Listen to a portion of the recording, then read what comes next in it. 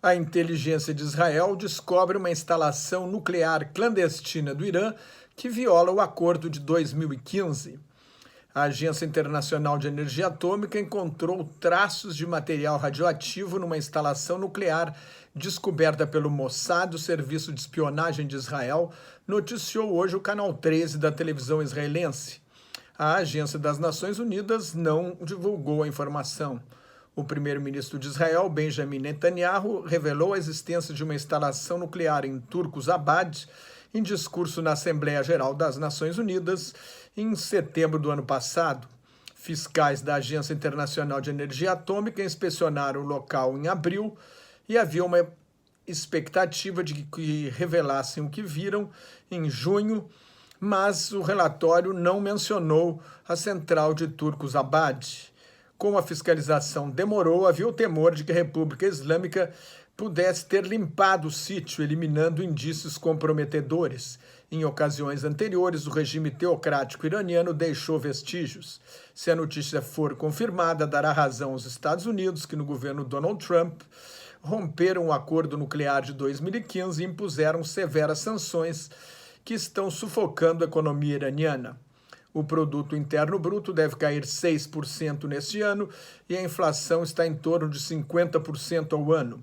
Em reação, o Irã ameaçou fechar o Estreito de Hormuz na entrada do Golfo Pérsico, por onde passa um quinto do petróleo exportado no mundo, atacou 6 navios petroleiros em maio e junho e derrubou uma aeronave não tripulada dos Estados Unidos. Além do mais, o Irã voltou a enriquecer urânio. O estoque de urânio enriquecido passa do limite de 300 quilos estabelecido pelo acordo de 2015 e o teor de urânio enriquecido passou dos 3,67% autorizados pelo acordo e estaria em 5%, e o governo iraniano anunciou a intenção de chegar a 20%, o teor de urânio usado em equipamentos de medicina nuclear. Para ser usado como explosivo em bombas atômicas, o urânio precisa estar enriquecido a 90%. O Irã ainda estaria longe de fabricar uma bomba, precisaria de pelo menos um ano para fazer isso, estimam os especialistas. Com 250 quilos de urânio enriquecido a 20%, o Irã pode produzir 25 quilos de urânio enriquecido a 90%, suficientes para fabricar a bomba nuclear. A alternativa seria produzir uma bomba de plutônio, reprocessando o urânio usado num reator de água pesada. Como parte do acordo, Teherã modificou o reator de água pesada de Arak para transformá-lo num reator de água leve, que produz menos plutônio. Ontem, Trump e Netanyahu discutiram a ameaça iraniana por telefone. Depois, o presidente americano prometeu impor novas sanções ao Irã, enquanto o presidente da França, Emmanuel Macron, tenta convencer Teherã a congelar o programa nuclear em troca da não imposição de novas sanções. Hoje, em tom de desafio, o ministro do Exterior do Irã e principal negociador iraniano do acordo, Mohammad Javad Zarif, declarou que o papel dos Estados Unidos na política internacional acabou. Os Estados Unidos, disse ele, foram derrotados nos campos de batalha do Oriente Médio.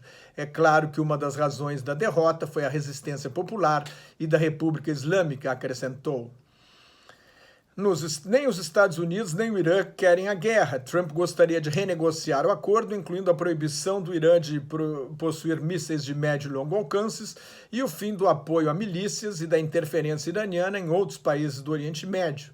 A República dos Ayatollahs quer o fim das sanções sem comprometer a segurança nacional. A Arábia Saudita e Israel, os maiores inimigos do Irã e maiores aliados dos Estados Unidos na região, gostariam de uma intervenção militar americana. De qualquer maneira, com o atual nível de tensão, uma guerra pode começar por erro ou acidente.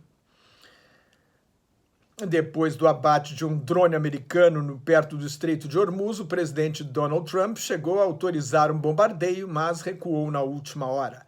O Irã tem uma grande economia e a maior população do Oriente Médio, a maior população do oeste da Ásia, mas seu poderio militar com armas convencionais é limitado.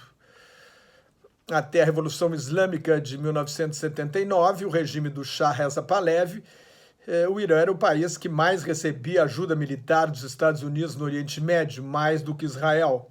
Desde a Revolução, com o rompimento das relações, os equipamentos militares importados tiveram problema de falta de peças e de manutenção.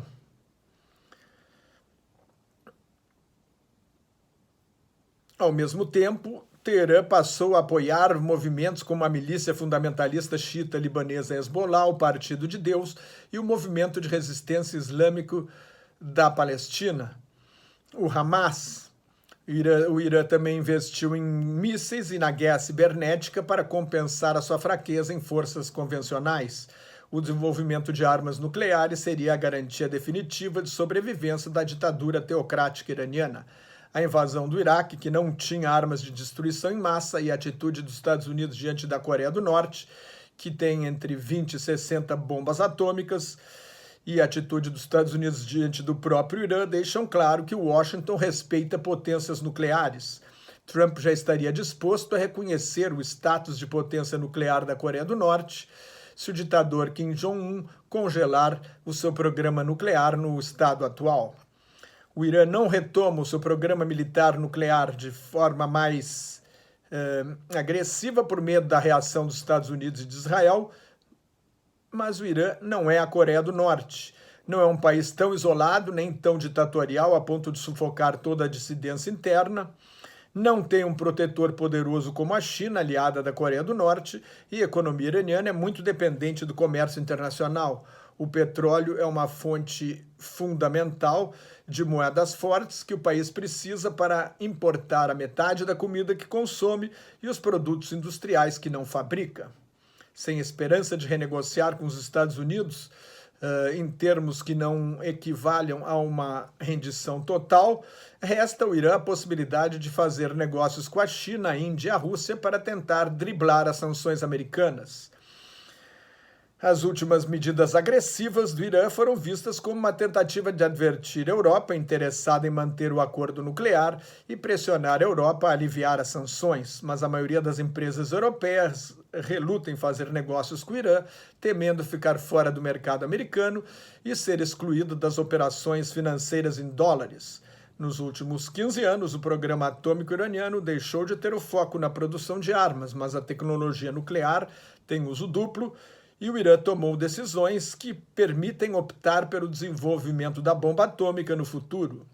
Uma ação militar pode deflagrar uma conflagração geral no Oriente Médio e levar o Irã a tomar a decisão definitiva de fabricar a bomba atômica.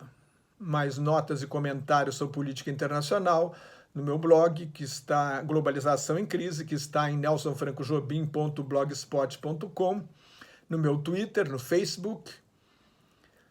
Muito obrigado.